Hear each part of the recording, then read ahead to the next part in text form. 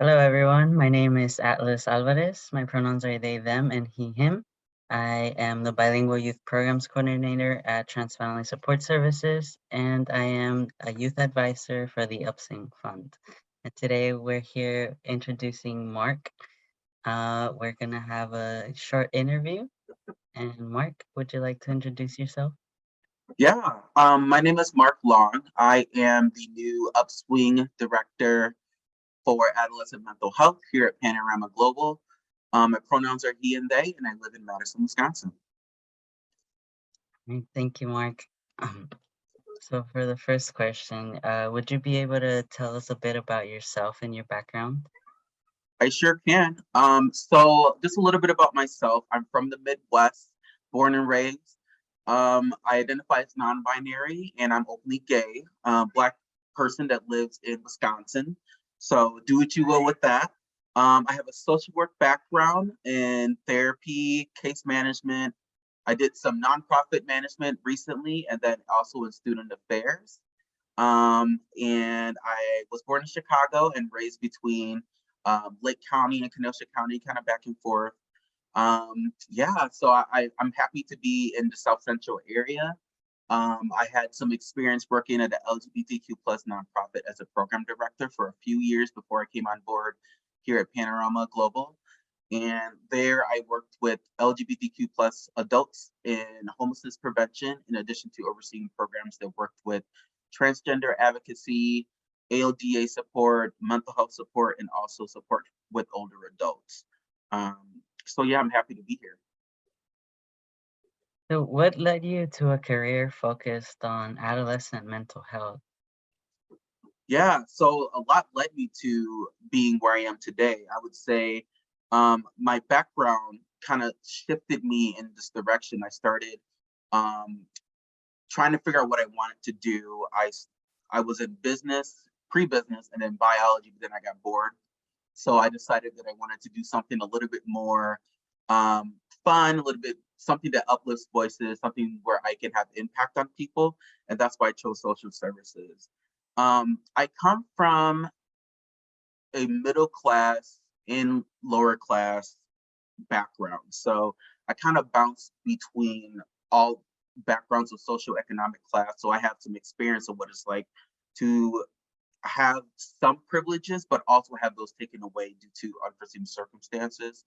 For example, trauma and addiction in the family, and things that just kind of led us to um, having to start from scratch. So I know what it's like to overcome trauma.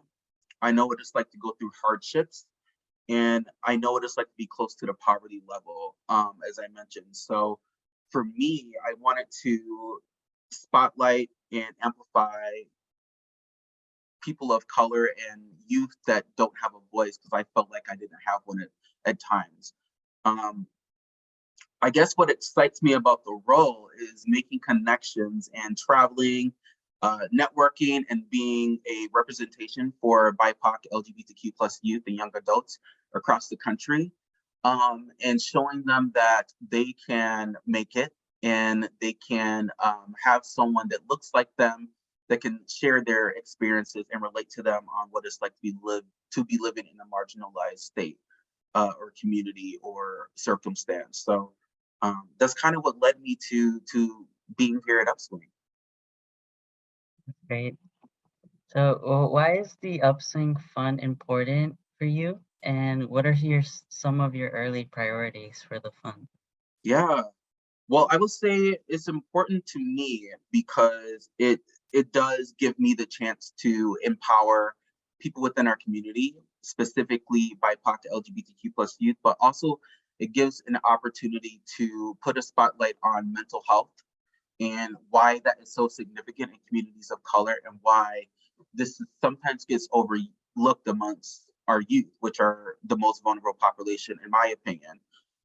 Some early priorities I have for the fund include bringing more awareness to different aspects of mental health. For example, depression, anxiety, and isolation, and what that means if you are living in a community where there's limited resources and limited assistance with a cultural understanding or coming from a culturally responsive lens. So I want to bring a lot more attention to that, and then the nuances of what it's like to work with individuals who are still struggling with their mental health and don't have the support or don't have the means to connect with people that can uplift their voice.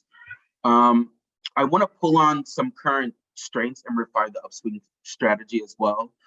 We have one that exists, but just enhancing it and using my lived experiences to bring more awareness to why it's so important that we prioritize our LGBTQ plus youth.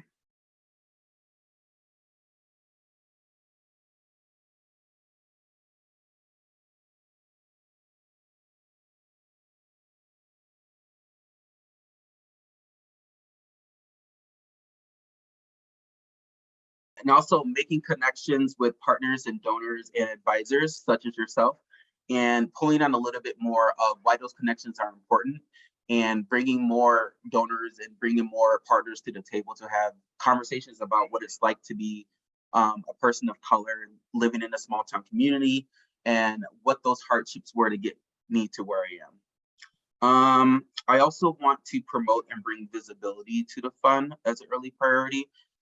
This is something that's going to be a little bit more ongoing, but I believe that me being out there and me making more connections and doing interviews like this and being at the table with a bunch of supporters for LGBTQ plus and people in BIPOC youth, I think is important as well. So we're in June, so happy Pride Month.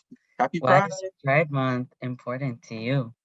Oh my gosh. Well, Pride Month is important in general because it brings a sense of self-affirmation for a lot of people. And we both know this, but it started as a riot in Stonewall in 1969, and it was led by affluent and inspirational trans women of color. So going from where it started to now and seeing the diversity within our community, Pride just speaks to the importance of visibility and acceptance and being in a community that embraces people for their differences and for how they choose to identify or how they should identify. I think it shines a light on how far we've come um, for equality and justice. And granted, there's still a lot of work to do, especially within LGBTQ plus communities of color, especially with trans women of color, trans people of color. There's so much work to do in terms of reducing the social stigma associated with being trans and the policies that are coming and kind of having an impact on our community. So I just think Pride is important because it does give that ability for us to be proud and to stand proud and be who we are and make connections with people in our community and have a sense of belonging. I love that. I feel really similarly to what you explained. Yeah. What impact can BIPOC LGBTQ plus representation have on youth struggling to access mental health support in their communities? Yeah, so the representation goes a long way, right? And just seeing someone who looks like you, who identifies like you, helps a lot. Um, I didn't have that growing up, so I feel like I have the ability to speak on my experience and have an impact, a long-term impact on individuals because this is something that wasn't readily available in the 90s or something that even wasn't available in the early 2000s. I kind of had to navigate the world on my own and make those connections with people that I felt could help me be the best that I could be. But representation is important for BIPOC and LGBTQ plus youth because it does reduce stigma about mental health, and it does reduce the stereotypes in underrepresented groups in terms of there's not one way to be, right? There's not one way to think, there's not one way to battle your mental health, but there is one way to know that you can make it. It also shows that conforming is not necessarily the best thing for people to do, especially if that's not something that you feel in you to do. For example, I identify as non-binary, and that was quite a journey. I just came out as non-binary recently because I didn't feel like I identified more on the male or female or man or woman binary. It was more so an in-between thought for me because I just think sometimes gender gives nuances and stereotypes that aren't necessarily true. And I think you have to be yourself.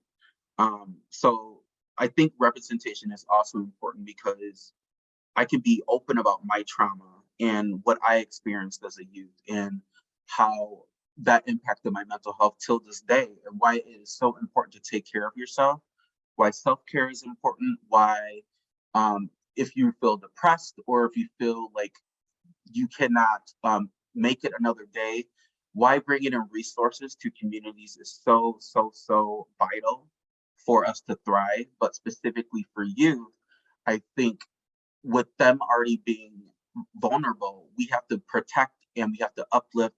We have to give a little bit more power to the voices that already exist.